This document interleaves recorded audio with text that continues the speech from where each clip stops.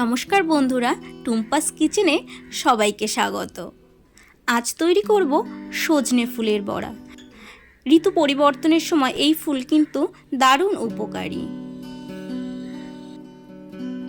এই ফুলের মধ্যে শুকনো ফুল বা অনেক সময় পোকা থাকে, এই জন্য খুব ভালোভাবে ফুলগুলোকে বেছে নেব।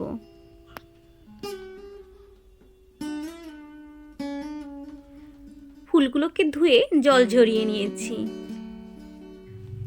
দিয়ে দেব 4 চামচ চালের গুঁড়ো।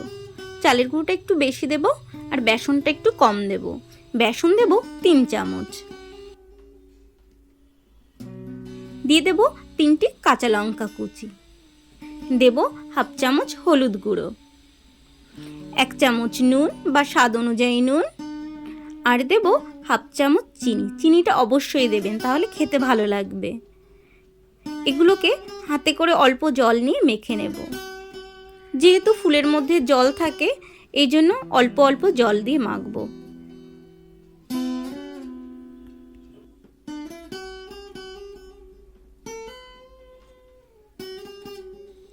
একটু আলতো হাতেই মাখবো, খুব জোরে চাপবো না, যাতে ফুলটা চটকে না যায়। ঠিক এরকম হবে, খুব বেশি ভেজা ভেজাও হবে না। ওভেনে একটি কড়াই বসিয়ে দিয়েছি, কড়াই গরম হয়ে গেছে। দিয়ে দেব সাদা তেল। বড়াগুলো কিন্তু ডিপ ফ্রাই হবে না, এজন্য তেলের পরিমাণটা একটু কমই লাগবে। আমি এখানে 3 চামচ সাদা তেল ব্যবহার করছি। তেল গরম হয়ে গেছে, বড়ার আকার করে নেব। আলতো হাতে করব, খুব চেপে দেব না। ভয় নেই, ভেঙে যাবে না, ঠিক জোড়া লেগে যাবে।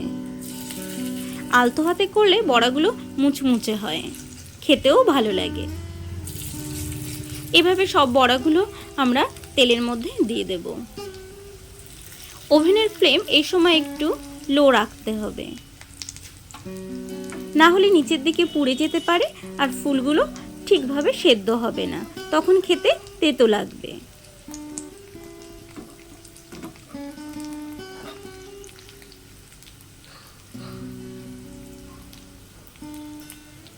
বড়াগুলোর এক পাশ গোল্ডেন কালার হয়ে এসেছে, এখন অন্য পিঠ উল্টে দেব। খেয়াল রাখতে হবে যাতে পুড়ে না যায়।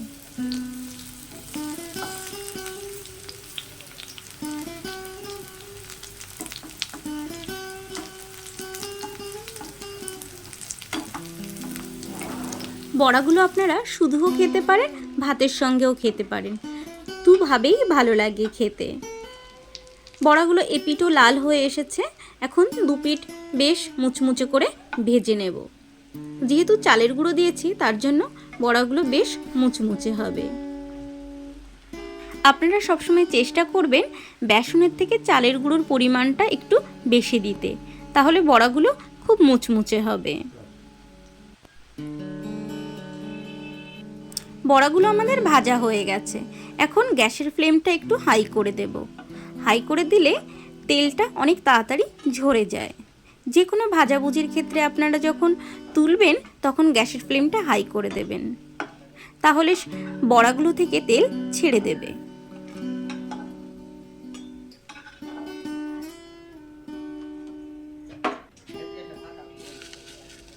একইভাবে বাকি বড়াগুলো আমরা ভেজে তুলব।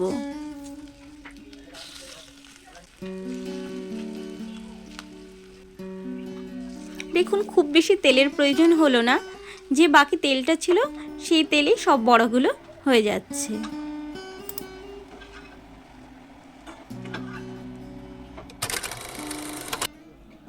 আমাদের সজনে ফুলের বড়া একদম রেডি খাওয়ার জন্য। আপনারাও বাড়িতে তৈরি করুন, খান।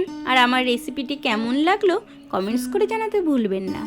ভালো লাগলে লাইক শেয়ার করবেন। এরকম রেসিপি দেখতে হলে চ্যানেলটিকে অবশ্যই সাবস্ক্রাইব করবেন। Thank you.